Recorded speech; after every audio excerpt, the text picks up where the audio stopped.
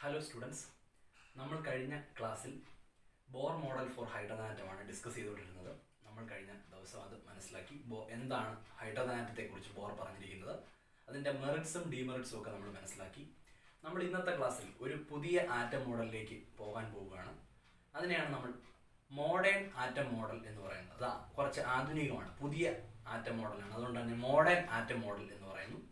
അതിനെ മറ്റൊരു പേര് വിളിക്കാം ക്വാണ്ടം മെക്കാനിക്കൽ മോഡൽ എന്ന് പറയുന്നു. അപ്പം ബോർ തിയറിയുടെ ഫെയിലുവറിന് ശേഷം, ബോർ തിയറി ഫെയിലുവർ ആണ് നമ്മൾ ഇനി സജസ്റ്റ് ചെയ്യാൻ പോവുകയാണ്. അതിനുശേഷം നമ്മൾ പുതിയൊരു ആറ്റം മോഡലിലേക്ക് പോകുന്നു. That is called quantum mechanical model of atom, അല്ലെങ്കിൽ മോഡേൺ ആറ്റം മോഡൽ. അപ്പം നമ്മൾ മനസ്സിലാക്കണം, ബോർ തിയറി ഫെയിലുവർ ആയത് എന്തുകൊണ്ടാണ്, എന്തൊക്കെ കാരണങ്ങൾ കൊണ്ടാണ് ബോർ തിയറി തെറ്റായി പോയത്, തെറ്റാണെന്ന് നമുക്ക് സജസ്റ്റ് ചെയ്യാൻ പറ്റുന്നത് എന്തുകൊണ്ടാണ്. അപ്പോൾ what are the reasons for the failure of Bohr model, അതാണ് നമ്മളിവിടെ ഇന്നത്തെ ക്ലാസ്സിൽ ആദ്യം ഡിസ്കസ് ചെയ്യാൻ ഉദ്ദേശിക്കുന്നത്. അപ്പം ബോർ തിയറിയുടെ പോരായ്മകൾ അല്ലെങ്കിൽ ഫെയിലുവറിന് കാരണക്കാരായിട്ടുള്ള രണ്ട് പ്രധാനപ്പെട്ട കാര്യങ്ങളാണ് നമ്മളിവിടെ ചർച്ച ചെയ്യുന്നത്.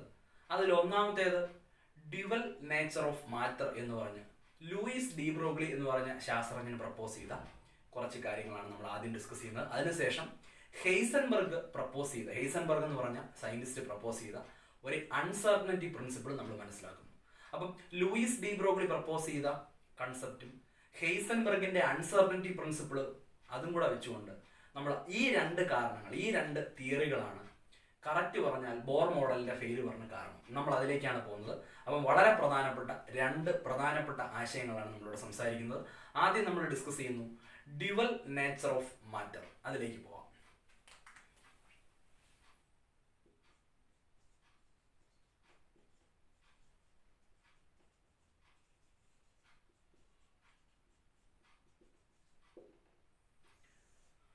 അപ്പം മാറ്ററിന്റെ ഡ്യുവൽ നേച്ചറിനെ കുറിച്ചാണ് നമ്മൾ ഡിസ്കസ് ചെയ്യുന്നത്. നമ്മൾ ആദ്യ ക്ലാസ്സുകളിൽ ഇലക്ട്രോമാഗ്നറ്റിക് റേഡിയേഷന് രണ്ട് സ്വഭാവങ്ങൾ അല്ലെങ്കിൽ രണ്ട് ക്യാരക്ടറുകൾ ഉണ്ടെന്ന് മനസ്സിലാക്കി. അതിനുശേഷം ഇപ്പോൾ നമ്മൾ മാറ്ററിന്റെ ഡ്യുവൽ ക്യാരക്ടറാണ് ഇവിടെ സംസാരിക്കുന്നത്. ഈ ഒരു concept, dual nature of matter എന്ന് പറഞ്ഞ കൺസെപ്റ്റ് കൊണ്ടുവന്ന ശാസ്ത്രജ്ഞൻ അല്ലെങ്കിൽ സയന്റിസ്റ്റിന്റെ പേര് ഡി ബ്രോഗ്ലി എന്നാണ്.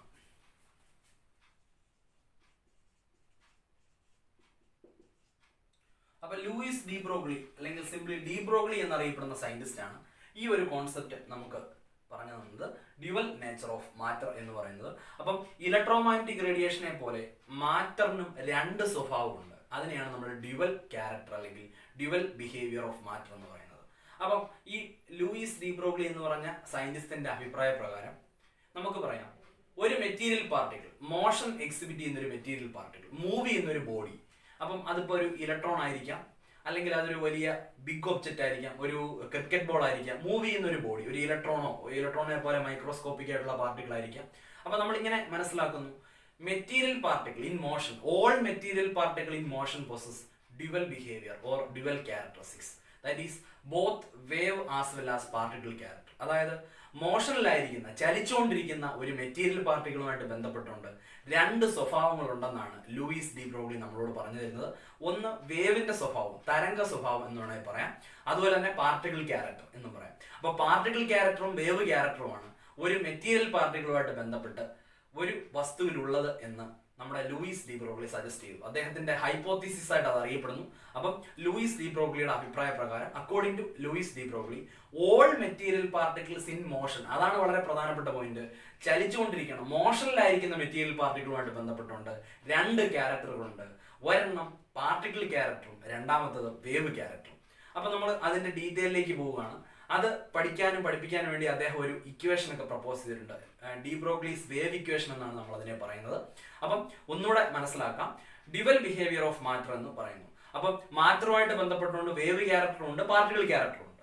അപ്പം നമ്മൾക്ക് മനസ്സിലാക്കാം, വേവ് ക്യാരക്ടറുമായിട്ട് ബന്ധപ്പെട്ട് നമ്മൾ സംസാരിക്കുമ്പോൾ ഈ മാറ്ററുമായിട്ട് അസോസിയേറ്റ് ചെയ്തിരിക്കുന്ന വേവിനെ നമുക്ക് ഒരു പേര് വിളിക്കാം, മാറ്റർ വേവ് എന്ന പേര് വിളിക്കാം.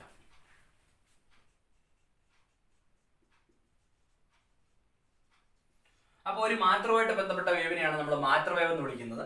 അപ്പൊ മനസ്സിലാക്കണം, ഇലക്ട്രോമാഗ്നറ്റിക് വേവ്സുമായിട്ട് ഈ മാറ്റർ വേവ്സിന് ഒരുപാട് വ്യത്യാസങ്ങളുണ്ട്. നമ്മൾ ഒരിക്കലും വിചാരിക്കരുത് ഇലക്ട്രോമാഗ്നറ്റിക് വേവ് പോലെയുള്ള ഒരു വേവ് ആണ് മാറ്റർ വേവ് എന്ന്.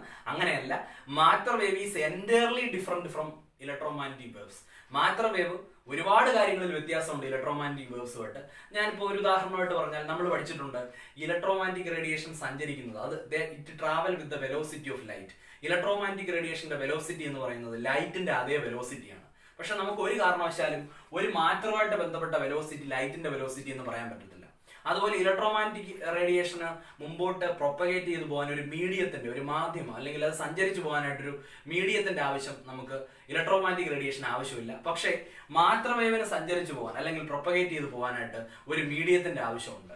അങ്ങനെ ഒരുപാട് കാര്യങ്ങൾ ഞാനിപ്പോൾ രണ്ടെണ്ണേ പറഞ്ഞുള്ളൂ. അങ്ങനെ ഇലക്ട്രോമാഗ്നറ്റിക് റേഡിയേഷനിൽ നിന്നും ഒരുപാട് വ്യത്യസ്തത പുലർത്തുന്ന മാറ്ററുമായിട്ട് അസോസിയേറ്റ് ചെയ്ത് നിൽക്കുന്ന വേവിനെയാണ് നമ്മൾ മാറ്റർ വേവ് എന്ന് പറയുന്നത്. ഒരു കാരണവശാലും മാറ്റർ വേവിന് ഇലക്ട്രോമാഗ്നറ്റിക് റേഡിയേഷന്റെ പ്രോപ്പർട്ടീസ് ഉണ്ടായിരിക്കത്തില്ല. അപ്പം നമുക്ക് പറയാം matter wave is simply associated with a matter.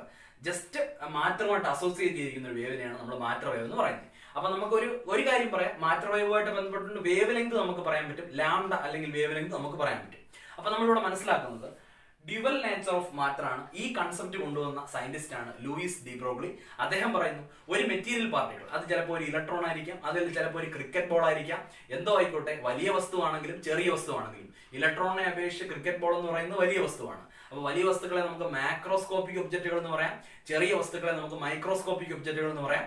അപ്പം whatever may be the substance, എന്തു ആയിക്കോട്ടെ, അതൊരു പ്രശ്നമില്ല. All material particles in motion possess dual characteristics, that is particle as well as വേവിലേക്ക് characteristics. The wave associated with a matter, ഒരു മാറ്ററുമായിട്ട് ബന്ധപ്പെട്ട് നിൽക്കുന്ന വേവിനെയാണ്, ആ തരംഗത്തെയാണ് നമ്മൾ മാറ്റർ വേവ് എന്ന് പറയുന്നത്. അത്രയും കാര്യങ്ങൾ മനസ്സിലാക്കാം. ഇങ്ങനെ ഇതിന്റെ ബേസിസിൽ ലൂയിസ് ഡി ബ്രോഗ്ലി ഒരു ഇക്വേഷൻ പ്രപ്പോസ് ചെയ്തു. അതിങ്ങനെയാണ്, lambda equal to H divided by m v. ഇതാണ് വളരെ ഫേമസ് ആയിട്ടുള്ള ലൂയിസ് ഡി ബ്രോഗ്ലിയുടെ ഇക്വേഷൻ എന്ന് പറയുന്നത്. അപ്പൊ മാറ്റർ വേവുമായിട്ട് ബന്ധപ്പെട്ടുകൊണ്ട് മാറ്റർ വേവിന്റെ വേവ് ലെങ്ത് കണ്ടുപിടിക്കാനായിട്ട് ഒരു ഇക്വേഷൻ അദ്ദേഹം പ്രപ്പോസ് ചെയ്തിട്ടുണ്ട്. H divided by m v ആണ് ലാംഡ എന്ന് പറഞ്ഞ ആ എക്സ്പ്രഷന്റെ മീനിങ് എന്ന് പറയുന്നത്. അവിടെ നമ്മൾ മനസ്സിലാക്കണം, എച്ച് എന്ന് പറഞ്ഞാൽ നമുക്ക് നേരത്തെ അറിയാം പ്ലാങ്ക്സ് കോൺസ്റ്റന്റ് ആണ്. 6.626 ഇൻറ്റു 10⁻⁻34 ജൂൾ സെക്കൻഡ്സ് ആണ് എച്ചിന്റെ വാല്യൂ എന്ന് പറയുന്നത്. ആ മൂവിംഗ് ഒബ്ജക്റ്റിന്റെ, ഇപ്പൊ ഇലക്ട്രോൺ ആണെങ്കിലും ക്രിക്കറ്റ് ബോൾ ഒക്കെ ആണെങ്കിലും അതിന്റെ മാസിനെയാണ്. എം എന്ന് പറഞ്ഞാൽ ആ മൂവിംഗ് ഒബ്ജക്റ്റുമായിട്ട് ബന്ധപ്പെട്ട അതിന്റെ മാസാണ്. വി എന്ന് പറഞ്ഞാൽ അതിന്റെ വെലോസിറ്റി ആയിരിക്കും. നമുക്ക് മറ്റൊരു എക്സ്പ്രഷൻ കൂടി ഇതിനകത്ത് എഴുതാൻ പറ്റും. നമുക്കറിയാം മാസിന്റെ വെലോസിറ്റി എന്ന് പറയുന്നത് ഫിസിക്സിലൊക്കെ നമ്മൾ പഠിച്ചിട്ടുണ്ട്, മൊമെന്റം ആണെന്ന്. അപ്പൊ നമുക്ക് മനസ്സിലാക്കാം, ഇങ്ങനെ നമുക്ക് ഇക്വേഷൻ എഴുതാം, lambda equal to H divided by p. ഇങ്ങനെ നമുക്ക് ഈ ഇക്വേഷനെ മറ്റൊരു രീതിയിൽ എക്സ്പ്രസ് ചെയ്യാം. അപ്പൊ ഈ രണ്ട് ഇക്വേഷൻസ് മനസ്സിലാക്കുക. മാസിന്റെ വെലോസിറ്റി ആണ് മൊമെന്റം അഥവാ പി എന്ന് പറയുന്നത്. അപ്പൊ മനസ്സിലാക്കണം, ഡ്യുവൽ നേച്ചർ ഓഫ് മാറ്റർ എന്ന് പറയുന്നത് എല്ലാ മെറ്റീരിയൽ പാർട്ടികളും, ചലിച്ചുകൊണ്ടിരിക്കുന്ന അല്ലെങ്കിൽ മൂവ് ചെയ്തുകൊണ്ടിരിക്കുന്ന എല്ലാ മെറ്റീരിയൽ പാർട്ടികളുമായിട്ട് ബന്ധപ്പെട്ടുകൊണ്ട് രണ്ട് ക്യാരക്ടറിസ്റ്റിക്സുകളുണ്ട്, പാർട്ടിക്കിൾ നേച്ചറും വേവ് നേച്ചറും. അതിൽ മാറ്റർ വേവുമായിട്ട് ബന്ധപ്പെട്ട അതിന്റെ വേവ് ലെങ്തിന്റെ എക്സ്പ്രഷൻ ആണ് h divided by m v എന്ന് പറയാം, അല്ലെങ്കിൽ എച്ച് ഡിവൈഡഡ് ബൈ പി എന്ന് പറയാം. അപ്പം ഇവിടെ നമ്മൾ മനസ്സിലാക്കേണ്ട വളരെ പ്രധാനപ്പെട്ട ഒന്ന് രണ്ട് അഡീഷണൽ ആയിട്ടുള്ള കാര്യങ്ങളാണ് നമ്മൾ ഇനി സംസാരിക്കാൻ പോകുന്നത്. ഈ മാറ്റർ വേവ്, അപ്പൊ നമുക്ക് ന്യായമായിട്ടൊരു കാര്യമുണ്ട് ഇതിനകത്ത്. ഒരു വലിയ വസ്തു, ഒരു മാക്രോസ്കോപ്പിക് ആയിട്ടുള്ള ഒരു ഒബ്ജക്റ്റ് എടുക്കുക, ആ വലിയ വസ്തു മൂവ് ചെയ്യുക. അപ്പൊ സപ്പോസ് ഒരു കാർ ഇങ്ങനെ ഒരു റോഡിൽ കൂടെ ഓടി പോവുകയാണെന്നിരിക്കട്ടെ. അങ്ങനെയാണെങ്കിൽ അതിങ്ങനെ മൂവ് ചെയ്യുന്നത് നമുക്ക് കാണാൻ പറ്റും. ഇപ്പൊ പാർട്ടിക്കിൾ ക്യാരക്ടർ നമുക്ക് കാണാൻ പറ്റുന്നുണ്ട്, അതിങ്ങനെ മൂവ് ചെയ്ത് പോകുന്നത് നമുക്ക് കാണാൻ പറ്റുന്നുണ്ട്. പക്ഷെ ഒരിക്കലും നമുക്ക് we could not see the wave nature of that car. ആ കാറിന്റെ അല്ലെങ്കിൽ ആ ബിഗ് ഒബ്ജക്റ്റിന്റെ, ഒരു ഇലക്ട്രോണുമായിട്ട് താരതമ്യം ചെയ്യുമ്പോൾ ഒരു കാർ എന്ന് പറഞ്ഞാൽ വളരെ വലിയൊരു മെറ്റീരിയൽ പാർട്ടികളാണ്. അല്ലെങ്കിൽ ഒരു റബ്ബർ ബോൾ അല്ലെങ്കിൽ ഒരു പന്ത് എന്ന് പറയുന്നത്, അല്ലെങ്കിൽ ക്രിക്കറ്റ് പന്ത് എന്നൊക്കെ പറയുന്നത് ഒരു വലിയ പാർട്ടികളാണ് ഇലക്ട്രോണുമായിട്ട് താരതമ്യം ചെയ്യുമ്പോൾ. അപ്പൊ മനസ്സിലാക്കാം, ഒരു മാക്രോസ്കോപ്പിക് ഒബ്ജക്റ്റ് അഥവാ ഒരു ബിഗ് ഒബ്ജക്റ്റിന്റെ വേവ് ക്യാരക്ടറിസ്റ്റിക്സ് നമുക്ക് നഗ്നനേത്രങ്ങൾ കൊണ്ട് അല്ലെങ്കിൽ നേക്കടൈ കൊണ്ട് നമുക്ക് കാണാൻ സാധിക്കുന്നില്ല. അതിനുള്ള റീസൺ ആണ് ഇവിടെ നമ്മൾ പറഞ്ഞു വരുന്നത്. അപ്പൊ മനസ്സിലാക്കണം, നന്നായിട്ട് ശ്രദ്ധിക്കേണ്ട ഒരു ഏരിയ ആണത്. We do not see the wave nature of macroscopic objects, that is big objects. വലിയ വസ്തുക്കളുടെ വേവ് സ്വഭാവം, വേവ് ക്യാരക്ടർ നമ്മൾ കണ്ണാൽ കാണാൻ സാധിക്കുന്നില്ല. അതിനെന്താണ് കാരണം? അതിന്റെ റീസൺ, അതിന്റെ കാരണം എന്താ ഈ ഒരു ഇക്വേഷൻ പറയുന്നുണ്ട്. ഈ ഡി ബ്രോഗ്ലിയുടെ ഇക്വേഷൻ അനുസരിച്ച്, according to de Broglie's equation, നമ്മളിവിടെ നോക്കുമ്പോൾ ഒരു ഒബ്ജക്റ്റിന്റെ മാസ് ഡിനോമിനേറ്ററിലാണ്, ലാംഡ ഇവിടെ ഉണ്ട്. അപ്പൊ നമ്മൾ ഈ ഇക്വേഷനിൽ നിന്ന് ഒരു കാര്യം വ്യക്തമാണ്. According to this equation, wavelength of a particular moving object proportional to its mass. അപ്പൊ it is very very important relation. ഒരു മാറ്ററുമായിട്ട് ബന്ധപ്പെട്ട മാറ്റർ വേവിന്റെ വേവ് ലെങ്ത് അതിന്റെ ആ മാറ്ററിന്റെ മാസുമായിട്ട് ഇൻവേഴ്സ്ലി പ്രപ്പോർഷണൽ ആണ്. ഇതിൽ നിന്ന് കാര്യങ്ങൾ വളരെ വ്യക്തമാണ്. നമ്മൾ പറഞ്ഞുകൊണ്ടിരുന്ന ചോദ്യം ഇതാണ്: നമുക്ക് എന്തുകൊണ്ട് വലിയ വസ്തുക്കളുടെ വേവ് സ്വഭാവം കാണാൻ പറ്റുന്നില്ല? We do not see the wave character of macroscopic objects. Macroscopic objects എന്ന് പറഞ്ഞാൽ മൈക്രോയുടെ ഓപ്പോസിറ്റ് ആണ്. മാക്രോസ്കോപ്പിക് ഒബ്ജക്ട് എന്ന് പറഞ്ഞാൽ ബിഗ് ഒബ്ജക്റ്റുകൾ എന്നാണ് അർത്ഥം. അപ്പൊ according to Louis de Broglie, wave length inversely proportional to mass of the moving object. Therefore, as mass increases, wavelength decreases. അപ്പൊ മാസ് കൂടുന്നതനുസരിച്ച് വേവ് ലെങ്ത് ഒരുപാട് ചെറുതാവും. അപ്പൊ നമുക്ക് ബിഗ് ഒബ്ജക്റ്റുകളുടെ മാസ് ഒരു ഇലക്ട്രോണുമായിട്ടൊക്കെ താരതമ്യം ചെയ്യുമ്പോൾ ബിഗ് ഒബ്ജക്റ്റുകളുടെ മാസ് അത് ടു ലാർജ് ആണ്, ഒരുപാട് കൂടുതലാണ്. അപ്പൊ മാസ് ഒരുപാട് കൂടുമ്പോൾ അതുമായിട്ട് ബന്ധപ്പെട്ട വേവ് ലെങ്തിൽ ഒരുപാട് കുറവുണ്ടാവും. അപ്പം വേവ് ലെങ്ത് കുറഞ്ഞു വന്ന് വേവ് നെഗ്ലിജിബിളി സ്മോൾ ആവും, നമുക്ക് ഇൻവിസിബിൾ ആയിട്ട് മാറും വേവ്. അപ്പം വേവ് ലെങ്ത് കുറഞ്ഞാൽ വേവ് ഒരുപാട് ചെറുതായി അത് നമുക്ക് താരതമ്യേന ഇൻവിസിബിൾ ആയിട്ട് മാറും. ഈ ഒരു കാരണം കൊണ്ടാണ് വലിയ വസ്തുക്കളുടെ വേവ് ക്യാരക്ടർ നമുക്ക് കാണാൻ പറ്റാത്തത്. പാർട്ടിക്കിൾ ക്യാരക്ടർ മാത്രമേ നമുക്ക് ഒബ്സർവബിൾ ആവുന്നുള്ളൂ. പക്ഷെ അതേസമയം മൈക്രോസ്കോപ്പിക് ആയിട്ടുള്ള ഒബ്ജക്റ്റുകളുടെ കാര്യത്തിൽ നമുക്ക് വേവ് ക്യാരക്ടറും കാണാൻ പറ്റും, അതുപോലെ തന്നെ പാർട്ടിക്കിൾ ക്യാരക്ടറും കാണാൻ പറ്റും, അല്ലെങ്കിൽ അത് ഒബ്സർവബിൾ ആണ്. അപ്പൊ നമുക്ക് മനസ്സിലാക്കാം, we do not see the wave nature of macroscopic objects. എന്താണ് റീസൺ എന്ന് ചോദിച്ചാൽ, according to Louis de Broglie, wave length inversely proportional to mass of the object. For macroscopic objects or big objects, mass is too large. Mass ഒരുപാട് കൂടുതലാണ്. So the wavelength associated with it is negligibly small.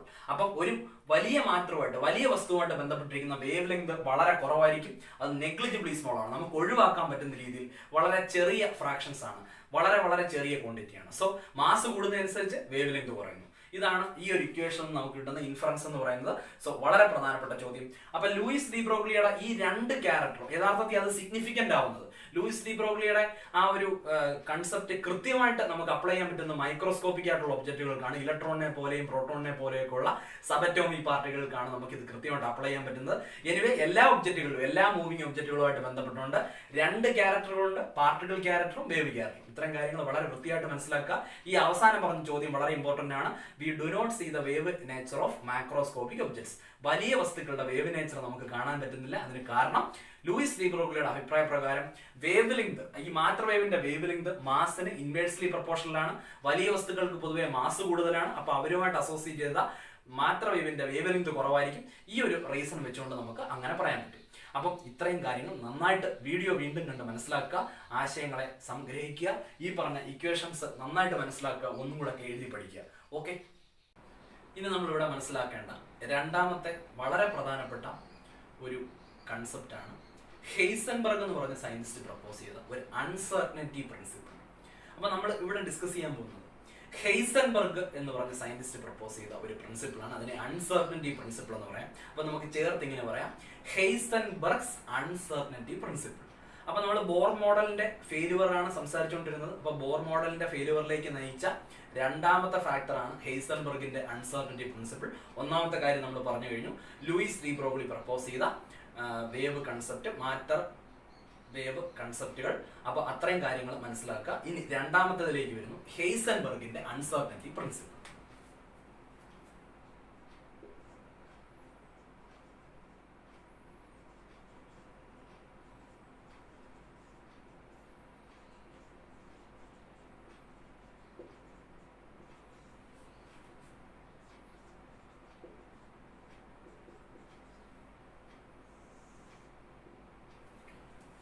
അപ്പൊ നമുക്ക് നോക്കാം എന്താണ് ഹെയ്സൻബർഗിന്റെ uncertainty principle. ഇതാണ് സയന്റിസ്റ്റിന്റെ പേര്, Heisenberg.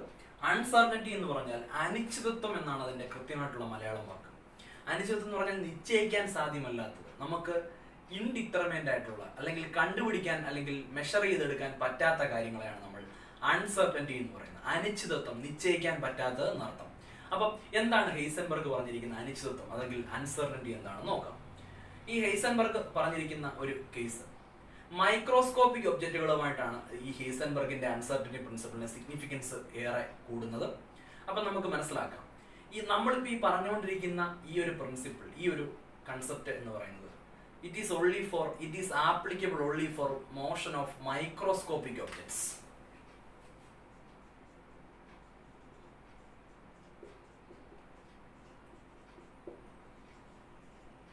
അപ്പോൾ ഞാനൊരു എക്സാമ്പിൾ ആയിട്ട് പറഞ്ഞാൽ, ഇലക്ട്രോൺ ഒരു മൈക്രോസ്കോപ്പിക് ആയിട്ടുള്ള ഒരു പാർട്ടിക്കിൾ ആണ്. അപ്പൊ ഇലക്ട്രോണിനെ പോലെ മൈക്രോസ്കോപ്പിക് ആയിട്ടുള്ള അതിസൂക്ഷ്മമായിട്ടുള്ള ഒരു കണം, അതിനെ സംബന്ധിക്കുന്ന ഒരു പ്രിൻസിപ്പിളാണ് ഈ ഹെയ്സൻബർഗ് അൺസർട്ടനിറ്റി പ്രിൻസിപ്പിൾ. അല്ലെങ്കിൽ തിരിച്ചു പറഞ്ഞാൽ ഹെയ്സൻബർഗിന്റെ അൺസർട്ടനിറ്റി പ്രിൻസിപ്പിൾ നമ്മൾ ആർക്കാണ് അപ്ലൈ ചെയ്യുന്നത്, ആർക്കാണ് അത് കറക്റ്റ് ആയിട്ട് വരുന്നത്? It is applicable only for the motion of microscopic objects or particles like electron, proton etcetera. അപ്പൊ ഇലക്ട്രോണിനെ പോലെയും പ്രോട്ടോണിനെ പോലെയും ഒക്കെ മൈക്രോസ്കോപ്പിക് ആയിട്ടുള്ള ഒബ്ജക്റ്റുകളിൽ നമുക്ക് അപ്ലൈ ചെയ്യാൻ പറ്റുന്ന ഒരു പ്രിൻസിപ്പിളാണ് ഹെയ്സൻബർഗിന്റെ അൺസർട്ടനിറ്റി പ്രിൻസിപ്പിൾ എന്ന് പറയുന്നത്. അപ്പൊ നമുക്ക് എന്താണ് ആ തിയറിയിലേക്ക് കയറാം. അപ്പൊ അതിന് മുമ്പിട്ട് ആദ്യം തന്നെ ഞാനൊന്ന് പറഞ്ഞു തന്നെയാണ്. ഇനി നമുക്ക് മറ്റൊരു കാര്യത്തിലേക്ക് പോയാൽ മാക്രോസ്കോപ്പിക് ഒബ്ജക്റ്റുകളെ എടുക്കുന്നു. മാക്രോസ്കോപ്പിക് ഒബ്ജക്റ്റുകളെ എന്ന് പറഞ്ഞാൽ വലിയ വസ്തുക്കൾ, മാക്രോസ്കോപ്പിക് ഒബ്ജക്റ്റ് എന്ന് പറഞ്ഞാൽ ബിഗ് ഒബ്ജക്ട്സ്. അപ്പൊ ഇവരുടെ സിറ്റുവേഷൻ, ഇവരുടെ മോഷനുമായിട്ട് ബന്ധപ്പെട്ടുകൊണ്ട് നമുക്ക് ഹെയ്സൻബർഗ് അൺസർട്ടനിറ്റി പ്രിൻസിപ്പിൾ അപ്ലൈ ചെയ്യാൻ പറ്റത്തില്ല. അപ്പൊ അതുകൊണ്ടാണ് ആദ്യം തന്നെ നമ്മൾ മനസ്സിലാക്കിയത് ഹെയ്സൻബർഗിന്റെ അൺസർട്ടനിറ്റി പ്രിൻസിപ്പിൾ ആർക്കാണ് നമ്മൾ അപ്ലൈ ചെയ്യുന്നത് ശരിയായിട്ട് വരുന്നത്? ഇലക്ട്രോണിനെ പോലെ വളരെ മൈക്രോസ്കോപ്പിക് ആയിട്ടുള്ള ഒരു സബറ്റോമിക് പാർട്ടിക്കിളിന്റെ കേസിലാണ് നമ്മൾ ഹെയ്സൻബർഗ് അൺസർട്ടനിറ്റി പ്രിൻസിപ്പിളിന്റെ ഒരു കറക്റ്റ്നെസ് അവിടെ വരുന്നത്. അതുപോലെ മാക്രോസ്കോപ്പിക് ആയിട്ടുള്ള ബിഗ് ഒബ്ജക്റ്റുകളുടെ കാര്യത്തിൽ നമുക്ക് ഹെയ്സൻബർഗ് അൺസർട്ടനിറ്റി പ്രിൻസിപ്പിൾ ഇൻസിഗ്നിഫിക്കന്റ് ആയിട്ട് പോകുന്നു. അതിനവിടെ സിഗ്നിഫിക്കൻസ് ഇല്ല. അത് നമുക്ക് പിന്നീട് ഡിസ്കസ് ചെയ്യാം. അപ്പൊ നമുക്ക് എന്താണ് ഹെയ്സൻബർഗ് പ്രപ്പോസ് ചെയ്ത അൺസർട്ടനിറ്റി പ്രിൻസിപ്പിൾ, അതിന്റെ മെയിൻ ഹൈലൈറ്റുകൾ എന്താണെന്ന് നോക്കാം. അപ്പൊ അദ്ദേഹം പറഞ്ഞ അനുസരിച്ച് ഒരു ഇലക്ട്രോണിനെ പോലെ സബറ്റോമിക് ആയിട്ടുള്ള ഒരു മൈക്രോസ്കോപ്പിക് പാർട്ടിക്കിൾ അദ്ദേഹം ഇങ്ങനെ മൂവ് ചെയ്യുന്നു, മോഷനിൽ ഏർപ്പെട്ടിരിക്കുന്നു. അപ്പൊ ഇങ്ങനെ മൂവ് ചെയ്തുകൊണ്ടിരിക്കുന്ന ഒരു ഇലക്ട്രോണിനെ പോലെ സബറ്റോമിക് പാർട്ടിക്കിൾ ആയിട്ടുള്ള ഒരു മൈക്രോസ്കോപ്പിക് പാർട്ടിക്കിളിന്റെ പൊസിഷൻ, അതുപോലെ തന്നെ അതിന്റെ വെലോസിറ്റിക്ക് വരെ നമുക്ക് വേണമെങ്കിൽ മൊമെന്റം എന്നും പറയാം. മാസിന്റെ വെലോസിറ്റി ആണല്ലോ മൊമെന്റം. അപ്പം ഈ വെലോസിറ്റി അഥവാ മൊമെന്റം, അതുപോലെ തന്നെ ആ പാർട്ടിക്കിളിന്റെ പൊസിഷൻ, സ്ഥാനം, ഈ രണ്ട് കാര്യങ്ങൾ. അപ്പം വെലോസിറ്റിയും സ്ഥാനവും പൊസിഷനും നമുക്ക് ഒരേ സമയത്ത് രണ്ട് വാല്യൂയും കൂടെ ഒരേ സമയത്ത് ഡിറ്റർമിൻ ചെയ്യാൻ സാധ്യമല്ല, ആക്യുറേറ്റ് ആയിട്ട് സാധ്യമല്ല. വേണമെങ്കിൽ സെപ്പറേറ്റ് നമുക്ക് കണ്ടുപിടിക്കാം, പൊസിഷൻ മാത്രമായിട്ട് വേണമെങ്കിൽ കണ്ടുപിടിക്കാം, അതുപോലെ വെലോസിറ്റി മാത്രമായിട്ട് വേണമെങ്കിൽ കണ്ടുപിടിക്കാം. ഇത് രണ്ടും കൂടെ ഒരേ സമയത്ത് at the same time determination പ്രയാസമാണ്, നിശ്ചയിക്കാൻ പ്രയാസമാണ്, നടക്കില്ല എന്നൊക്കെയാണ് ഹെയ്സൻബർഗിന്റെ അൺസർട്ടനിറ്റി പ്രിൻസിപ്പിൾ പറയുന്നത്. അപ്പൊ നമുക്കതൊന്ന് മൊത്തത്തിൽ ചർച്ച ചെയ്താൽ, according to Heisenberg, it is impossible to determine simultaneously both the exact position and velocity of a microscopic moving particle with absolute accuracy. വളരെ കൃത്യമായി, ആക്യുറേറ്റ് ആയി, വളരെ കൃത്യതയോടുകൂടി എറർ ഒന്നും ഇല്ലാതെ നമുക്ക് ഒരു കാരണവശാലും ഒരു മൈക്രോസ്കോപ്പിക് ആയിട്ടുള്ള മൂവിംഗ് ഒബ്ജക്ട്, ഇലക്ട്രോണിനെ പോലെ ഒരു മൂവിംഗ് ഒബ്ജക്റ്റിന്റെ അല്ലെങ്കിൽ ഒരു പാർട്ടിക്കിളിന്റെ പൊസിഷനും വെലോസിറ്റി അല്ലെങ്കിൽ മൊമെന്റവും ഒരു കാരണവശാലും നമുക്ക് ഒരേ സമയത്ത് മെഷർ ചെയ്തെടുക്കാൻ പ്രയാസമാണ്. അത് നടക്കില്ല, അത് അൺസർട്ടൻ ആണ്, അല്ലെങ്കിൽ അത് അനിശ്ചിതത്വ പെയറുകളാണ്, അല്ലെങ്കിൽ അവരെ നമുക്ക് കൃത്യമായി നിശ്ചയിച്ചെടുക്കാൻ പ്രയാസമാണ് ഒരേ സമയത്ത് എന്നാണ് ഹെയ്സൻബർഗിന്റെ അൺസർട്ടനിറ്റി പ്രിൻസിപ്പിൾ പറയുന്നത്. അപ്പോൾ ഒരു ഇലക്ട്രോൺ മൂവ് ചെയ്യാതിരിക്കട്ടെ, ആ ഇലക്ട്രോണിന്റെ പൊസിഷനും ആ കൃത്യമായിട്ടുള്ള ഒരു പൊസിഷൻ അസൈൻ ചെയ്തിട്ട് അന്നേരമുള്ള വെലോസിറ്റിയും നമുക്ക് ഒരേ സമയത്ത് ഡിറ്റർമൈൻ ചെയ്യാൻ പറ്റത്തില്ല.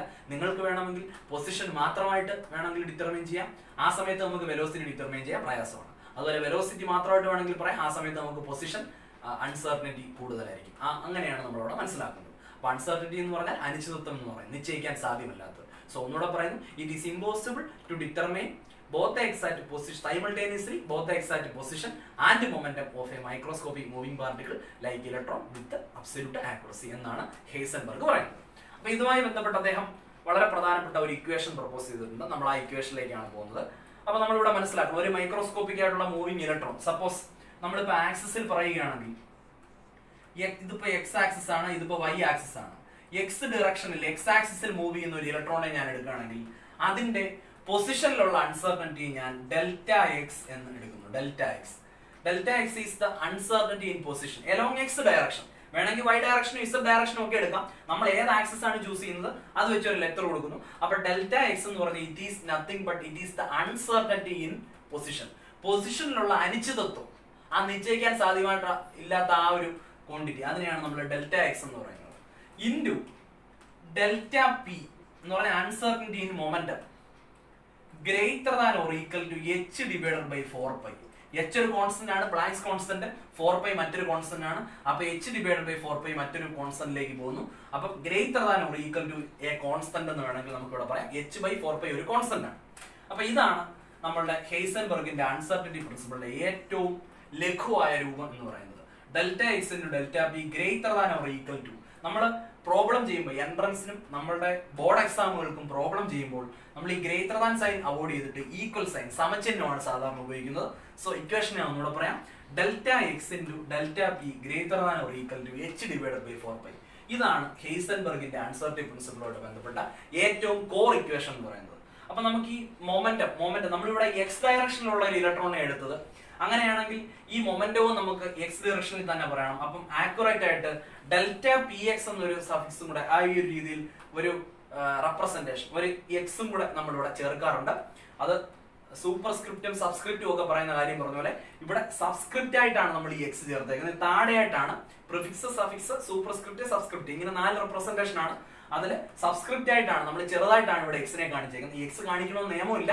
എക്സ് കാണിച്ചിരിക്കുന്നത് എക്സ് ഡയറക്ഷൻ എന്ന് കാണിക്കാൻ വേണ്ടിയിട്ടാണ്. അപ്പം മൊമെന്റം എലോങ് എക്സ് ഡയറക്ഷൻ, കാരണം ഇലക്ട്രോണിന്റെ പൊസിഷൻ എക്സ് ആക്സിസിലാണെന്നുള്ള ഒരു കൺസെപ്റ്റിലാണ് എടുക്കുന്നത്. ഇനി നിങ്ങൾ വൈ ആണ് എടുക്കുന്നതെങ്കിൽ ഡെൽറ്റ വൈ എന്ന് എടുത്താൽ മതി അൺസർട്ടനിറ്റി ഇൻ പൊസിഷനെ.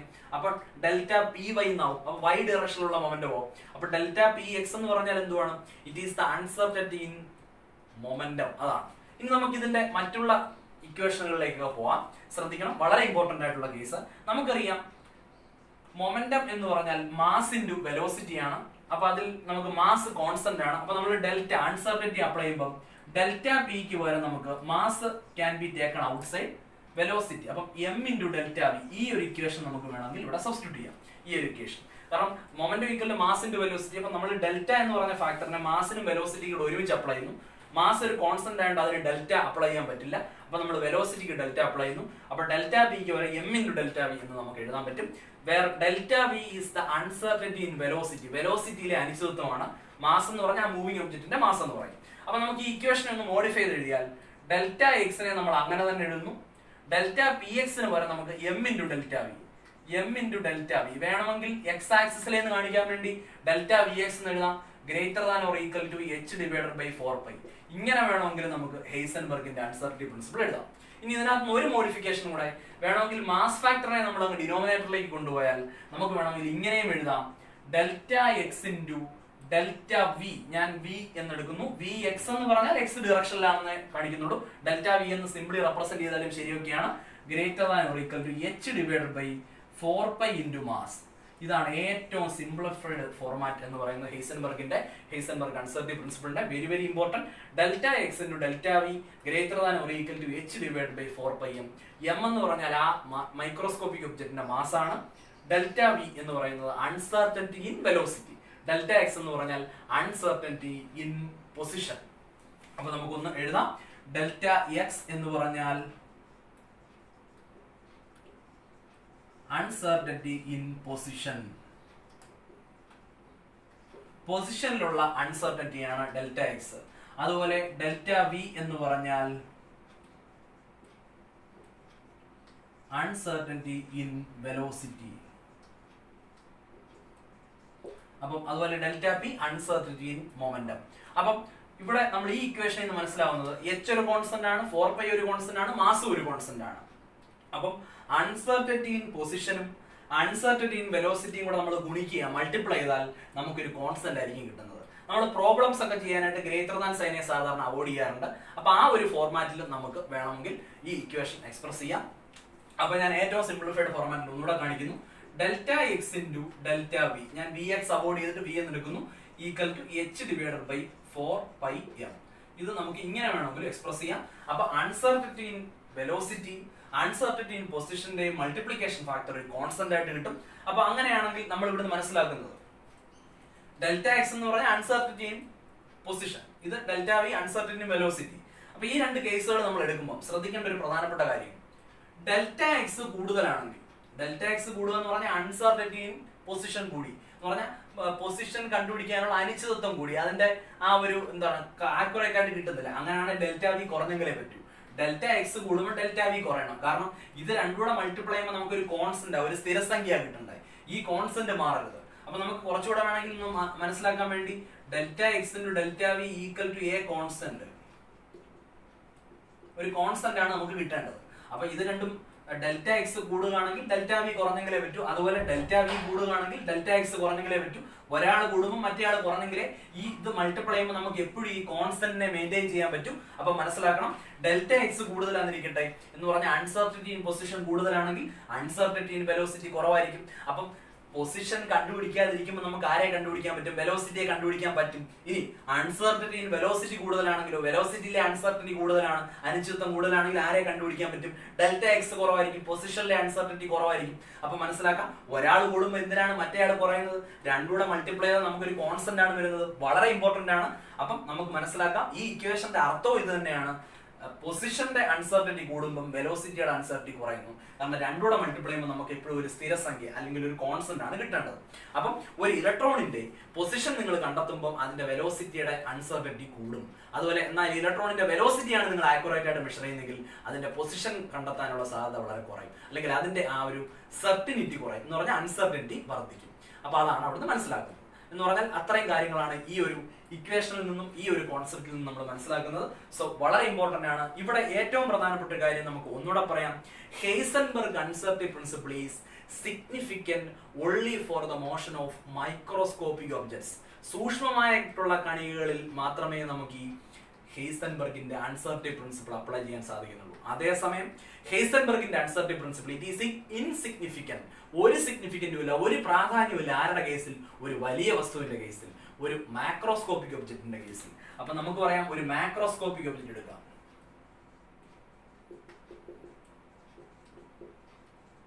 അപ്പൊ ഒരു മാക്രോസ്കോപ്പിക് ഒബ്ജക്റ്റ് അല്ലെങ്കിൽ അതിനെ ബിഗ് ഒബ്ജക്റ്റ് എന്ന് വിളിക്കുന്നു.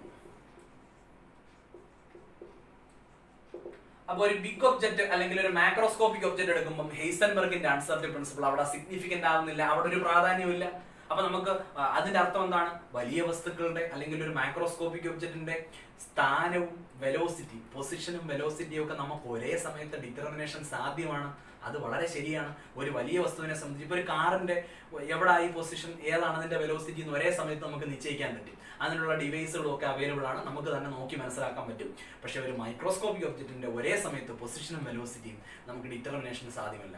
അപ്പൊ ഒരു വലിയ വസ്തുവിനെ സംബന്ധിച്ച്, ഒരു വെഹിക്കിളിനെയൊക്കെ സംബന്ധിച്ച് അതിന്റെ എന്താണ് പൊസിഷനും വെലോസിറ്റിയും നമുക്ക് ഒരേ സമയത്ത് ഡിറ്റർമിനേഷൻ സാധ്യമാണ്.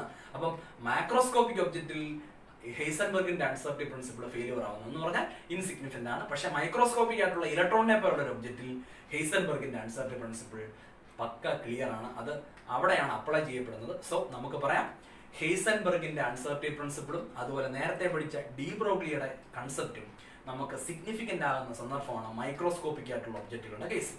അപ്പം ഇലക്ട്രോണിന്റെ പോലെയുള്ള ഒരു മൈക്രോസ്കോപ്പിക് ഒബ്ജക്റ്റിന്റെ വേവ് ക്യാരക്ടറും പാർട്ടിക്കിൾ ക്യാരക്ടറും പറയുന്നതാണ് ഡി ബ്രോഗ്ലിയുടെ ഡ്യുവൽ മാറ്റർ ഓഫ് അല്ലെങ്കിൽ ഡ്യുവൽ ബിഹേവിയർ ഓഫ് മാറ്റർ എന്ന് പറയുന്നത്.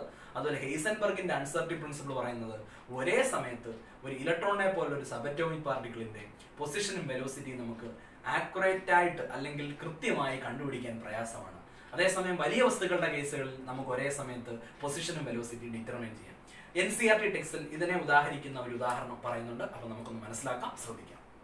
നമുക്കിവിടെ ഞാൻ 1 മില്ലിഗ്രാം മാസ് ഉള്ള ഒരു സബ്സ്റ്റൻസ് എടുക്കും. 1 മില്ലിഗ്രാം മാസ് ഉള്ള ഒരു സബ്സ്റ്റൻസ്. നമുക്കറിയാം 1 മില്ലിഗ്രാം എന്ന് പറയുന്നത് 10⁻⁻⁶ കിലോഗ്രാം ആണ്.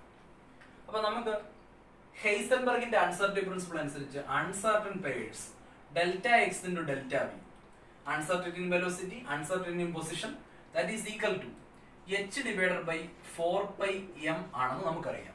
നമുക്ക് ഈ 1 മില്ലിഗ്രാം ഭാരമുള്ള വസ്തുവിന്റെ ഈ ഒരു ഫാക്ടർ നമ്മൾ കണ്ടുപിടിക്കുന്നു. അപ്പൊ h നമുക്കറിയാം 6.626 ഇൻറ്റു 10⁻⁻34 അത്രയും joule seconds divided by 4 into പൈയുടെ വാല്യൂ 3.14 എന്ന് നമുക്കറിയാം. മാസ് എന്ന് പറയുന്നത് കിലോഗ്രാമിലേക്ക് കൺവേർട്ട് ചെയ്യുമ്പോൾ 10⁻⁻6 കിലോഗ്രാം ഇത്രയും നമുക്ക് കിട്ടി.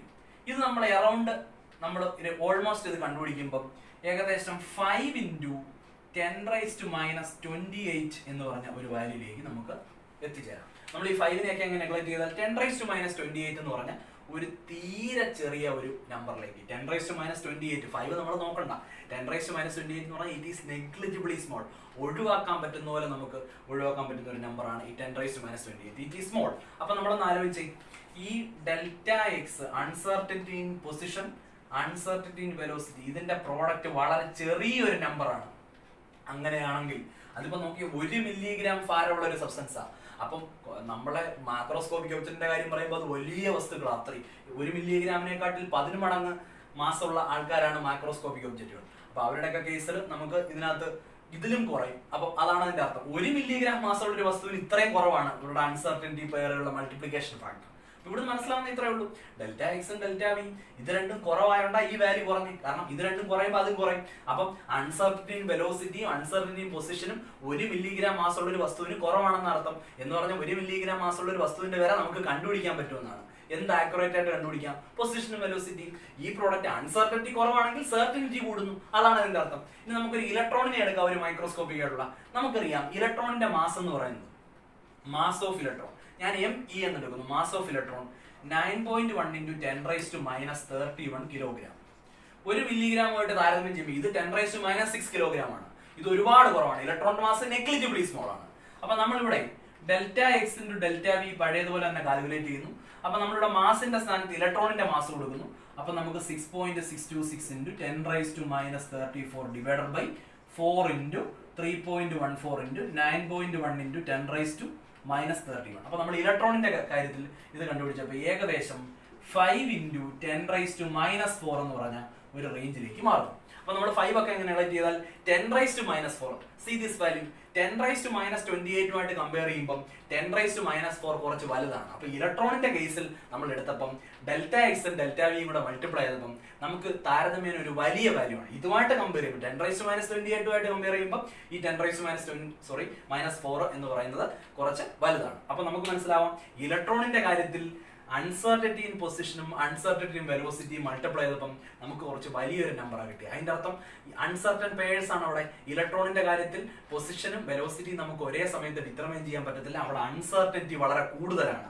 ഡെൽറ്റ എക്സും കൂടുതൽ, ഡെൽറ്റ വിയും കൂടുതൽ. അപ്പൊ ഒരു കാരണവശാലും എക്സും വിയും പൊസിഷനും വെലോസിറ്റി നമുക്ക് കണ്ടുപിടിക്കാൻ പറ്റത്തില്ല. കാരണം അവിടെ അൺസർട്ടനിറ്റി കൂടുതലാണ്. അതുകൊണ്ടാണ് ഈ പ്രോഡക്റ്റ് വലിയൊരു നമ്പർ വന്നേ. പക്ഷെ 1 മില്ലിഗ്രാം ഭാരമുള്ള ഒരു വസ്തുവിന്റെ ഈ അൺസർട്ടൻ പെയറുകളുടെ മൾട്ടിപ്ലിക്കേഷൻ ഫാക്ടർ തീരെ ചെറിയൊരു നമ്പർ കിട്ടി. അപ്പം മാസ് കൂടുന്നതനുസരിച്ച് അല്ലെങ്കിൽ വലിയ വസ്തുക്കളാവുന്നതനുസരിച്ച് മൈക്രോയിൽ നിന്ന് മാക്രോയിലേക്ക് വരുമ്പോഴത്തേന് നമുക്ക് എന്ത് പറയാൻ പറ്റും?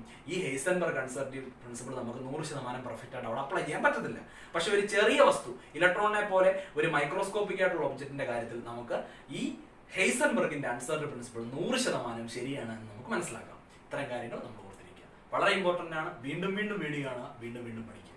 ഓക്കെ, ഡി ബ്രോഗ്ലിയുടെ വേവ് ഇക്വേഷൻ, ഹെയ്സൻബർഗിന്റെ അൺസർട്ടൻ പ്രിൻസിപ്പിളും പഠിച്ചതിന് ശേഷം നമ്മൾ പഠിക്കാൻ പോകുന്ന വളരെ പ്രധാനപ്പെട്ട ഒരു പോയിന്റ് ആണ് എന്തൊക്കെയാണ് ബോർ മോഡലിന്റെ പോരായ്മകൾ. ബോർ മോഡൽ ഫെയിലുവർ ആയി പോകാൻ, തോറ്റു പോകാനുള്ള കാരണം, അതാണ് നമ്മളിവിടെ ഡിസ്കസ് ചെയ്യുന്നത്. അപ്പം ഇപ്പൊ നമ്മൾ ഈ പറഞ്ഞ രണ്ട് കാര്യങ്ങളുമാണ് ബോർ മോഡലിന്റെ ഫെയിലുവറിന്റെ കാരണം. ഇപ്പൊ നമുക്കൊരു ഉദാഹരണം പറയാം. ഈ ബോറിന്റെ മോഡലിൽ ഇലക്ട്രോണുകൾ ഒരു സർക്കുലാർ ഷെല്ലിൽ കറങ്ങുകയാണ് അല്ലെങ്കിൽ റൊട്ടേറ്റ് ചെയ്യാണ് ന്യൂക്ലിയസിന് ചുറ്റും.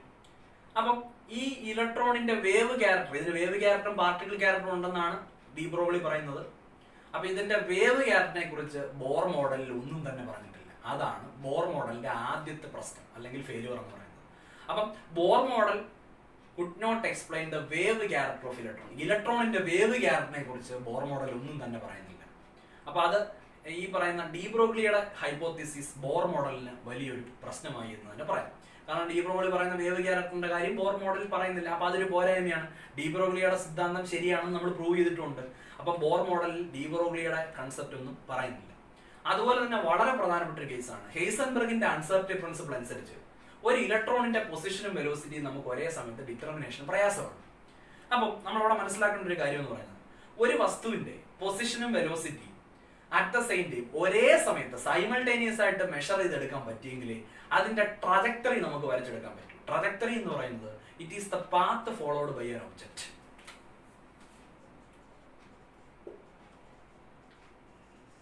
അപ്പൊ ഒരു വസ്തു സഞ്ചരിക്കുന്ന പാത, അതിന്റെ പിക്ചർ, അതിനെയാണ് നമുക്ക് ആ പാത്തിനെയാണ് നമുക്ക് ട്രജക്ടറി എന്ന് പറയുന്നത്.